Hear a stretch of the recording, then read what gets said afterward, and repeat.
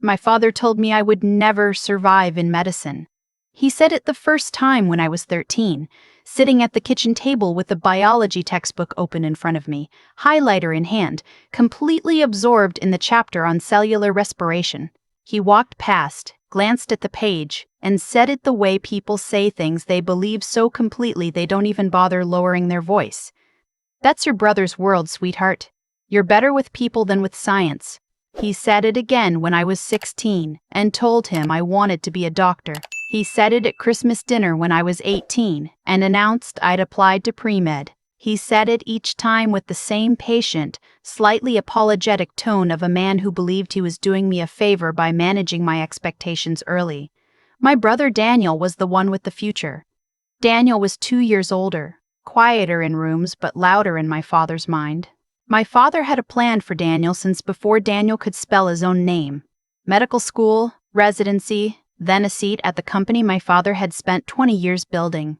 Hargrove Diagnostics, a regional medical device firm based in Nashville, Tennessee, 80 employees, solid contracts with hospital systems across the Southeast, and my father's entire identity wrapped up in its name. 7 years after I walked out of that house with a carry-on bag and a scholarship letter I hadn't shown anyone, a contract proposal landed on my desk. A struggling medical device company out of Nashville was requesting an urgent partnership meeting with my firm. Their flagship diagnostic platform was failing. Their hospital clients were leaving. The company was called Hargrove Diagnostics. The sender was my father. He had no idea who would be reading that email. I need to tell you how I got there. I need to start with the kitchen table, because that's where everything that mattered began. I was 13 and already in love with how the body worked, the logic of it, the way systems talked to each other, the way a single cell could carry instructions for an entire life. My mother had been a nurse before she stopped working to raise us, and she kept her old anatomy textbooks on the bottom shelf in the den. I had been pulling them down since I was 9. My father thought it was a phase. My brother thought it was funny. My mother, when she caught me reading them past midnight with a flashlight, just tucked the blanket tighter around my shoulders and said nothing. At 15, I won the regional science fair with a project on early biomarker detection in blood samples. The write-up ran 3 pages. My faculty advisor submitted it to a state-level competition without telling me. I placed second. My father read the certificate when I brought it home. He set it on the counter next to the mail. That same evening, he drove 2 hours to Daniel's away lacrosse game. He didn't mention the certificate again. At 17, I was taking AP Biology, AP Chemistry, and AP Statistics simultaneously. I was also tutoring 3 sophomores in chemistry after school for $10 an hour because I needed the money for application fees. My mother knew about the tutoring. She kept a small envelope in the kitchen junk drawer with the cash I gave her to save. She never told my father where the money came from. He assumed it was from babysitting. That fall, I sat my parents down at the kitchen table, the same table where I had been told no so many times the wood probably remembered it. I told them I had received a full academic scholarship to Vanderbilt's pre-med program. Full ride. My mother's eyes filled immediately. My father was quiet for a long moment, the kind of quiet that isn't processing good news but reorganizing a position. "Vanderbilt is a fine school," he said finally. "But medicine is a long road, Claire. 12 years minimum before you're earning real money. Daniel is already halfway through his undergraduate. We can't carry 2 medical tracks financially." I pointed to the scholarship, the whole thing. He nodded slowly. "There are other expenses." He looked at my mother. She'd be better in healthcare administration. Good salary, stable hours. She could still be part of the industry. He said this as if he were offering me something, as if cutting me in half were a gift. My mother set her coffee cup down. She looked at the scholarship letter, not at him. She said quietly, "She earned this." My father said, "I know she did." Neither of them said anything for a while after that. I took the scholarship letter back upstairs. I put it in the front pocket of my backpack where I could feel the folded edge against my hand every time I reached in. I went to Vanderbilt. My father drove me there and helped carry boxes because refusing would have looked wrong in front of the neighbors. We didn't talk much in the car. When he left, he gave me a one-armed hug and said to call if I needed anything. I called my mother from the parking lot after he drove away. She was already crying. She said, "Show them what you're made of. I already know. Go make everyone else catch up." I threw myself into school the way people do when proving something is the only fuel they have. Dean's List every semester. Research assistant to Dr. Patricia Wynn, a cardiologist running a 3-year study on wearable diagnostic sensors. I was 19 the first time I helped design a data collection protocol. Dr. Wynn read my methodology notes and looked at me across her desk in a way no adult had ever looked at me before. Not impressed exactly, more like recognized. I graduated in 4 years with honors, applied to medical school, but I had also been doing something else quietly on the side, the way I did most things in those years. During my junior year, I had begun building a software platform around the research I was helping Dr. Wynn conduct, a clinical analytics tool that could integrate data from multiple wearable devices and flag early cardiac risk patterns for clinicians. I coded the early version myself at a standing desk in the corner of the research lab after hours. Dr. Wynn saw it and told me to apply for a university grant. I won the grant. I deferred medical school. I did not tell my father I deferred medical school.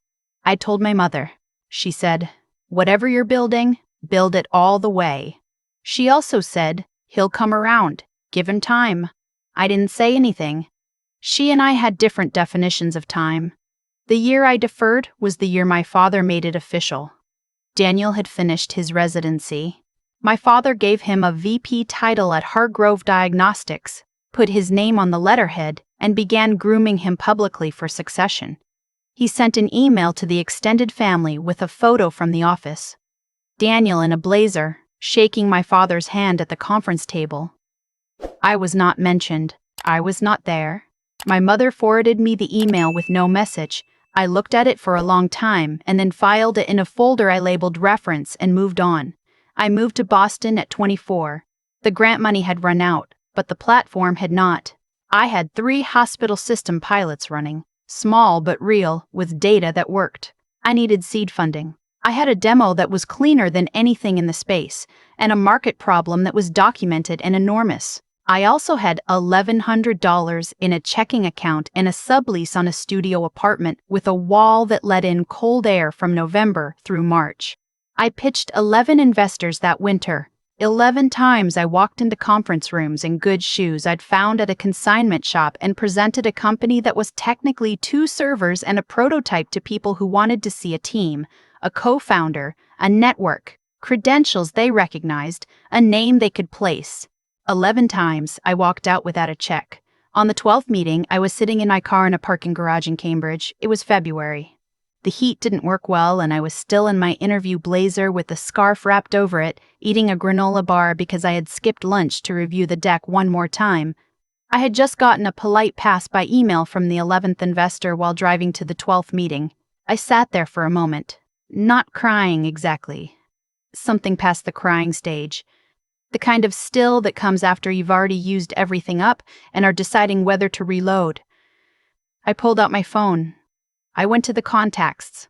I scrolled to a name my mother had given me 2 years earlier on a piece of paper tucked into a birthday card. Margaret O.C.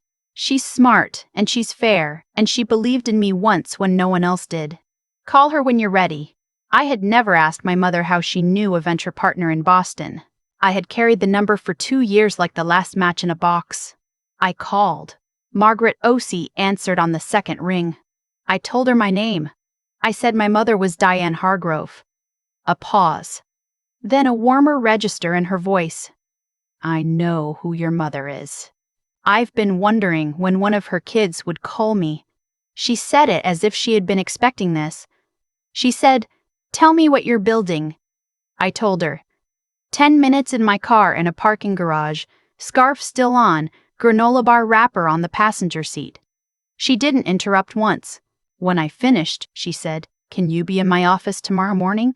I said yes before I had processed that yes meant a 5 a.m. alarm and $90 on a train ticket I didn't really have. She said, "Come with everything. I want to see the real numbers, not the pitch numbers." I said, "The real numbers are better. She made a sound I would later come to recognize as approval. She wrote a check the following week, not a small one. I named the company Meridian Health Technologies. Not for any dramatic reason, Meridian for the highest point. I had been at the bottom of a parking garage in February. It seemed right to name the thing after what came next. 18 months after Margaret's check, we had paying contracts with 6 hospital networks. 31 employees in a Boston office that had real heat and a coffee machine that worked. The platform had expanded beyond cardiac monitoring into a broader early warning clinical intelligence system that flagged patient deterioration patterns before clinicians would catch them manually. Peer-reviewed data showed we reduced ICU escalations by 18% in our pilot institutions. That number changed every conversation. 3 years after the parking garage, the Boston Business Journal ran a profile. I was 28. The headline said I was one of the fastest-growing digital health companies in New England. They used a photo from our office where I was standing in front of a whiteboard covered in system architecture diagrams. My father saw the article. He did not call. My mother sent me a screenshot with a single line. I've had this saved since it posted. She sent it from an email address I didn't recognize. I would understand why later. By the time I was 30, Meridian had grown to 240 employees across 3 offices, a valuation that had passed $1.8 billion after our Series C, and a contract pipeline that included 3 of the top 10 hospital systems in the country. I had not spoken to my father in 6 years. He had not called. He had not written. Daniel sent a brief email when the Series C was announced. 2 sentences. Heard about the round. Good for you. I replied with one. Thank you. Neither of us followed up. I was fine with that. I had built an entire life in the space my family had decided wasn't mine, and the life fit. The quiet from Nashville didn't feel like absence anymore. It felt like weather I had learned to work in. Then, on a Tuesday in March, my chief of staff, Marcus, walked into my office at 7:30 in the morning and set a printed email on my desk next to my coffee. He said this came in overnight. Flagged it because of the request timeline. They want a meeting by end of week. He left without comment. Marcus had a gift for knowing when to leave a room. I looked at the email. Hargrove Diagnostics, Nashville, Tennessee. Requesting an urgent strategic partnership with Meridian Health Technologies. Revenue pressures. Platform deterioration. Hospital clients citing integration failures. A personal note from the CEO expressing confidence in Meridian's reputation for innovation and a hope to explore alignment between our legacy market position and your emerging capabilities. Signed, Robert Hargrove, my father. I read it twice. Sat back. Looked at the window. Outside, Boston was March gray and still deciding whether it was winter. I looked at the email again. The language was careful. Corporate. The kind of writing you do when you're trying not to sound desperate while being desperate. I had reviewed enough distressed company proposals to read it correctly. This was a company with months of runway left asking for a lifeline from someone they believed was a stranger. He had no idea. I told Marcus to pull everything on Hargrove Diagnostics. Full financial picture. Contracts, client list, platform architecture, leadership structure, personnel headcount. I wanted it by morning. He looked at me with one of those measured looks that meant he was noting something without saying it. Any particular priority level?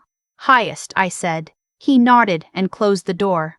That night, I read the Hargrove file the way I had learned to read things, looking for what the language was hiding. The numbers told a story my father's email had dressed up carefully. Revenue down 26% over 3 fiscal years. 2 major hospital network contracts lost in the past year, one of them to a competitor. Their flagship product, a diagnostic monitoring platform called ClearPulse, had gone without a meaningful update since the year Daniel took over operations.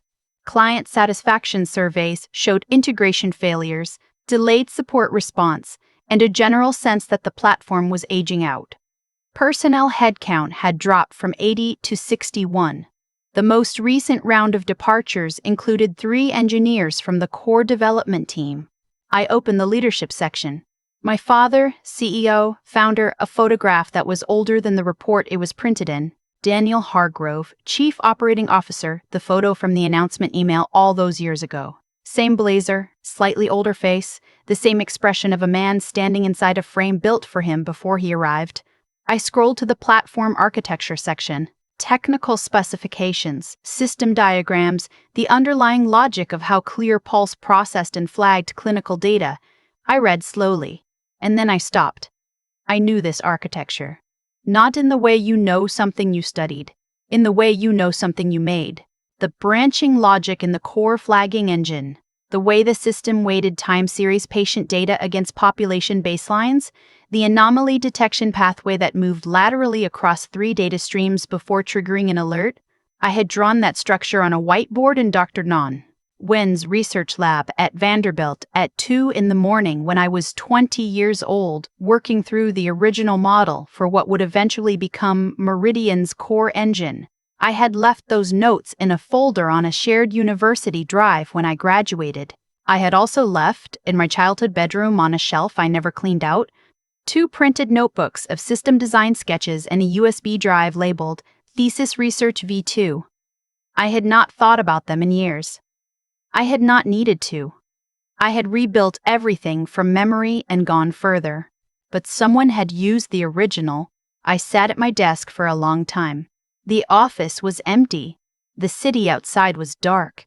I looked at the architecture diagram and felt something I had not expected. Not rage, something more precise. Clarity, the kind that arrives when a pattern you half suspected becomes a fact you can document. I called Marcus at 11 p.m. He answered immediately, which told me he had been waiting. The ClearPulse technical documentation, I said. I need a forensic comparison run between their architecture and our original patent filings. Timeline, structure, methodology. I want to know when their system was built and where the design originated. He was quiet for a moment. How deep? All the way, I said. By morning, I did not sleep. I spent the night at my desk thinking about a shelf in Nashville. A shelf I had left untouched because going back to clean it out meant going back to a house I had decided to leave behind. My father had been in that room. He had seen those notebooks. He had seen the USB drive. He had watched me code since I was a teenager and called it a hobby, and then, after I was gone, used what I left behind to build the product his company had staked its future on. Marcus's report arrived at 6:45 in the morning. I read it without moving from my chair. The architectural match was substantial.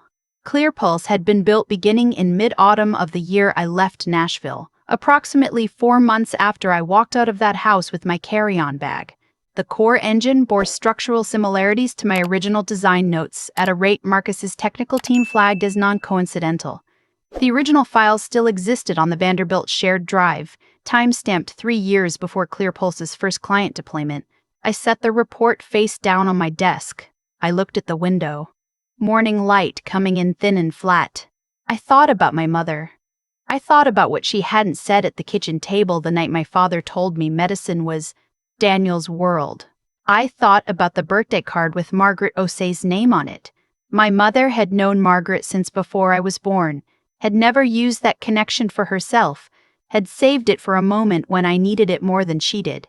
She had always been preparing a path I didn't know she was building. I told Marcus to schedule the meeting, all of Hargrove's senior leadership, end of week, my conference room. And I told him the same thing I had decided, for similar reasons, years before Margaret's check made any of this possible. Use my first name only in the correspondence. Dr. Tam, Claire, Chief Executive. No last name. No company biography attached. He looked at me with the same measured expression as before. Understood, he said, and left. I spent the 2 days before the meeting doing what I always did when I needed to think without the weight of memory pressing down. I worked. I reviewed contracts. I sat in on a product meeting. I took a call with one of our hospital partners about a new deployment and answered their questions and was fully present in the room in the way you learn to be when you've trained yourself not to let the past bleed into the moment. I was fine until Thursday evening when I picked up my phone and saw a text from my mother. I heard from Daniel that your father has a big meeting tomorrow. He seems nervous. Then after a pause, I hope you're okay. She knew. She had known for longer than I had. I typed back, I'm okay. I'll call you this weekend. I stared at the screen after I sent it. 7 years of Sunday calls, 7 years of her reading articles about Meridian and sending me screenshots.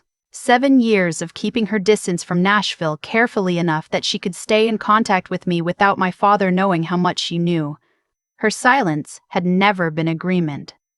I understood that now in a way I hadn't at 18. Friday morning. I arrived before anyone, sat in the conference room alone for 20 minutes, hands flat on the table, the morning light coming through the glass wall and laying long rectangles across the floor. I looked at the 12 chairs around the table. I looked at the chair at the far end where my father would sit. I had spent 6 years building something from a parking garage and a granola bar and a phone call and a conviction that the person who told me I wasn't good enough had simply never paid enough attention to know what I was. I had not built it for him. I had built it in spite of him, and for everyone who had shown up every day in the rented office, and the converted conference room, and the hard early years when the platform worked, but the money didn't. I had built it for 61 people currently employed at a company that was failing because the man who ran it had spent a decade making decisions based on who he wanted to matter rather than who actually did. Marcus knocked at 9:58. They're here, 3 of them. My father, Daniel, and a board member named Patricia Holt, who I did not recognize from the file but whose handshake I would later learn to read correctly as someone gathering information before committing to any position. I walked to the conference room, put my hand on the door, opened it. My father was standing at the far end of the table. He was older than the photograph in his file, the way people always are in person. Shorter somehow than memory made him. He was wearing a charcoal suit and a striped tie, and he had the careful posture of a man who had rehearsed confidence that morning. His hair was more gray than brown now. He looked like a version of himself that had been copied a few generations down from the original. He looked directly at me and smiled the professional smile, the one for meetings. He extended his hand. Thank you for making time for us. I'm Robert Hargrove, CEO of Hargrove Diagnostics. I took his hand. The grip was the same. That was the thing no amount of preparation had accounted for. The exact weight of it. The way the fingers closed. I had held that hand crossing parking lots when I was 4 years old. I had held it leaving the hospital after my grandmother died. I had reached for it in the car once, driving home from a science fair he'd agreed to attend and spent most of on his phone, and he had patted it once and returned to the wheel. I knew every part of that hand. He had no idea whose hand he was shaking. Welcome to Meridian, I said. Please sit down.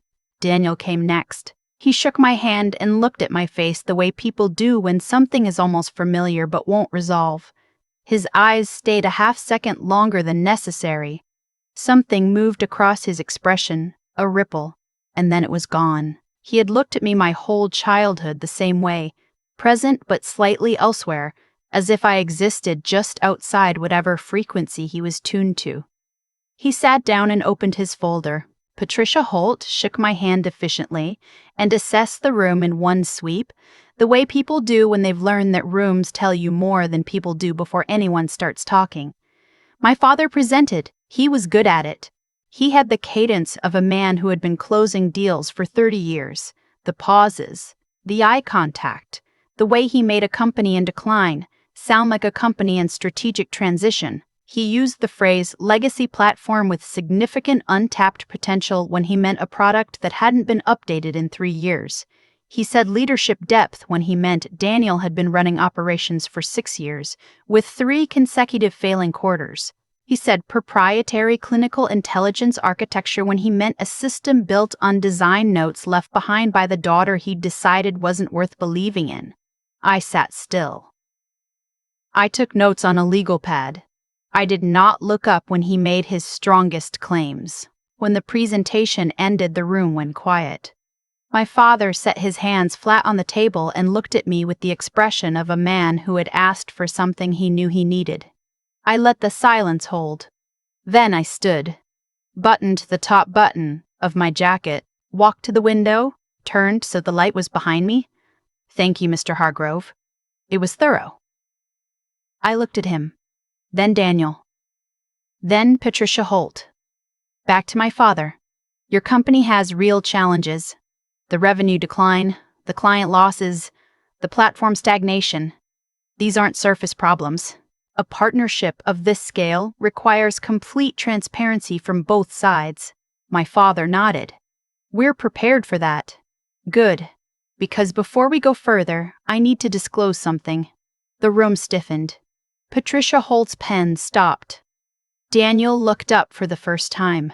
"When I was growing up, there was a house in Nashville. The address was 4 Briarwood Court."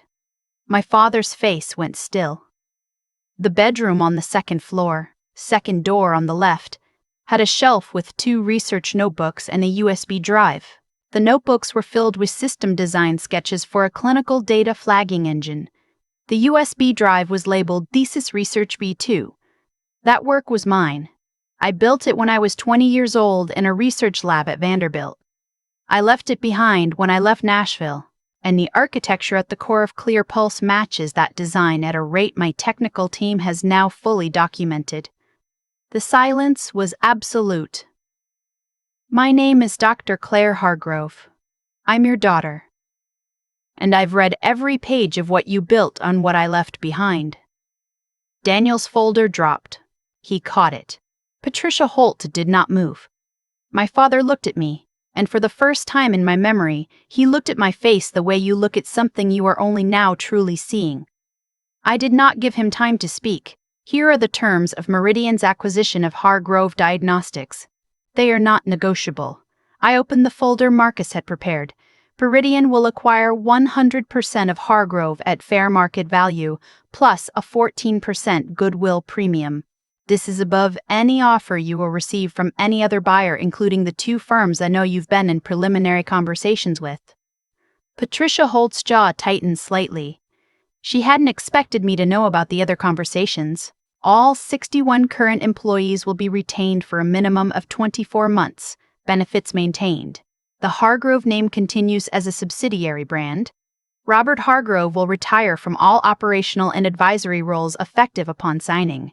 He will carry the title of Founder Emeritus. No board seat." My father nodded. His hands were flat on the table. "Daniel Hargrove will step down as COO." I paused.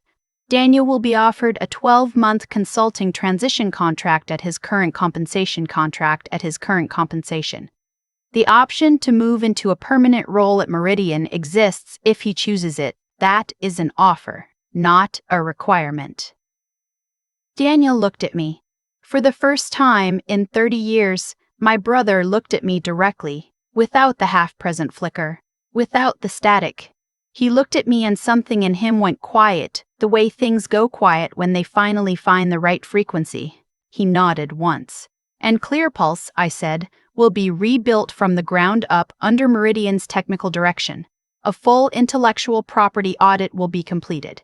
All origination will be documented and credited correctly." I closed the folder. "These are the terms." Patricia Holt spoke carefully. "You're asking for the entire company based on a code comparison and a personal history. The board will want independent verification before." I looked at her. "The documentation is complete. My legal team will share it with yours this afternoon. Independent verification is welcome. It will confirm what I've already told you." She studied me. Then she nodded and sat back. My father had not moved. He was looking at the table. I watched him absorb it. Not the business terms. Those were straightforward, but the weight of what had been laid out in front of him in a conference room in Boston, by a woman in a charcoal blazer who had spent 7 years building the company he was begging to save. He looked up. "I didn't know you were here," he said. It was the most honest sentence he had said in 30 years of knowing me. "I know," I said. The room emptied slowly. Patricia Holt left first, already on her phone. Daniel paused at the door, looked at me, started to speak, stopped, said finally, "I didn't know about the notebooks. I want you to know that." I looked at him for a moment. I believed him. I know, I said again. He left. My father was the last one in the room. I asked Marcus to give us 10 minutes. He closed the door behind him. My father and I sat at opposite ends of a long table in a quiet room in a city he hadn't known was mine. He spoke first. I found the notebooks when I was clearing out your room. He looked at his hands. I told myself you weren't coming back. I told myself you'd left them. That you'd moved on. He stopped. I knew whose work it was. I told myself it was different. That you'd built something new, something better. That you didn't need those old sketches anymore. He paused for a long time. I knew. He said it the way you say something you've been carrying for years, and finally sat down. I didn't say anything. I told myself you weren't suited for this world. For medicine, for tech, for building things. I told myself that because... He stopped again. Because watching you at that kitchen table, reading those books, your face when you understood something. He looked up. I was afraid you were better at this than I was, than Daniel was, and I didn't know what to do with that. So I made it mean something else. I made it mean you didn't belong. He put his hand flat on the table. That's the truth. That's all of it. It was the only completely honest thing my father had ever said to me. I stood, buttoned my jacket, walked toward the door and stopped. I'm not forgiving you today, I said. Maybe not for a long time. He looked up. But I'm leaving a door open. That's more than you left me. I put my hand on the frame. The 61 people in your company didn't steal anything. They just showed up. I did this for them. And for my mother, who believed in me every single day that you didn't. He closed his eyes briefly. Give her a reason, I said. That's all I'm asking. I walked out. The door closed quietly behind me. I don't close things with force. I close them with intention. The deal was finalized 38 days later. 61 employees received letters confirming their positions. The woman in client services who had been there since before Daniel joined sent Marcus a handwritten card that he left on my desk without comment. Daniel accepted the consulting contract and spent the first 3 months working harder than he had in 6 years. He told me once, in passing, that he had always known I was smarter than either of them had admitted. I said, I know. He laughed, surprised. It was the first real thing we had said to each other in a decade. My father moved into a smaller house and cleaned out Briarwood Court on his own. My mother told me he kept 2 things from that house: a photograph from when we were children and a shelf he'd had custom built in his new study, with space for 2 research notebooks and a USB drive he had no right to still own but couldn't bring himself to throw away. I didn't ask her to explain that. Some things you hold on to because letting go of them means admitting what they cost. My father was a man who had let fear make his decisions for 20 years.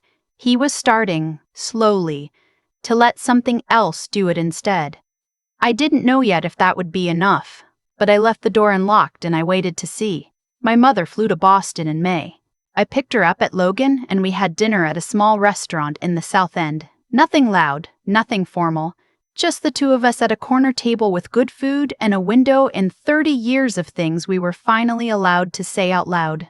She held my hand across the table and looked at me the way she used to look at me reading textbooks past midnight.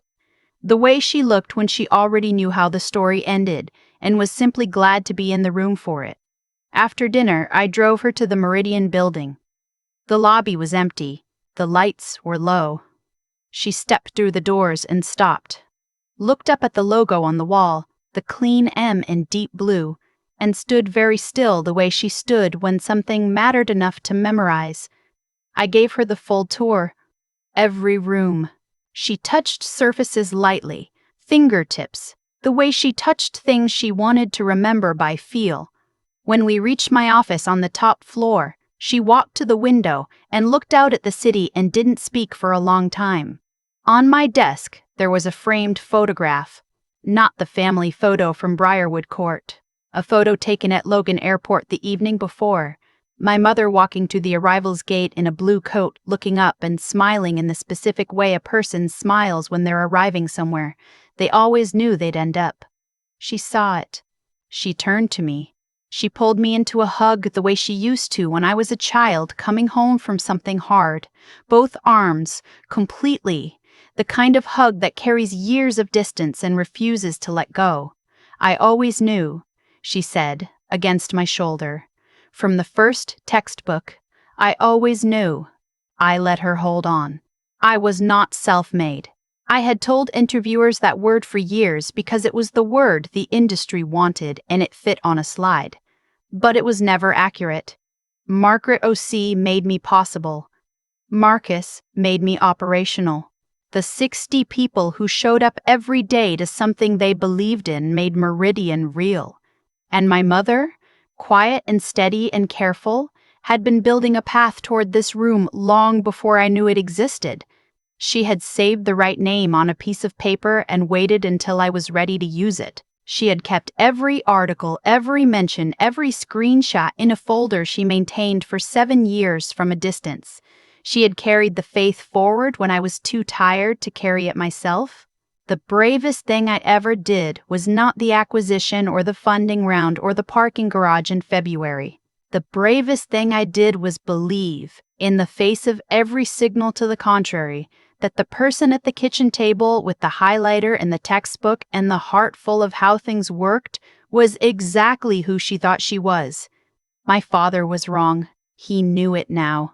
He was slowly, clumsily, learning how to say so. I wasn't ready to call that enough, but I was willing to see what it became. My mother stayed for the weekend. We walked along the harbor on Saturday morning, and she told me things about her own life I had never known. Choices she had made before I was born. A friendship with a woman in Boston who became a venture partner. A faith she had never surrendered even when everything around her made it easy to. I listened to all of it. I think I had been listening for it my whole life. On Sunday evening, I drove her back to the airport. At the gate, she held my face in both hands the way she had on the dorm steps 11 years earlier. She said, "You already knew how to do all of this." I just kept the light on. I said, "I know." She smiled. Said, "Good. Now go build the next thing. I'll be watching." I drove back to the city. Took the long way. Boston at night, the harbor lights, the bridge, the shape of a skyline I had chosen and made my own. I thought about a kitchen table in Nashville, a biology textbook with a yellow highlighter, a man who looked away, and a girl who learned, early, that no one else's failure to see you changes what's actually there. I went back to the office. There was still so much left to build.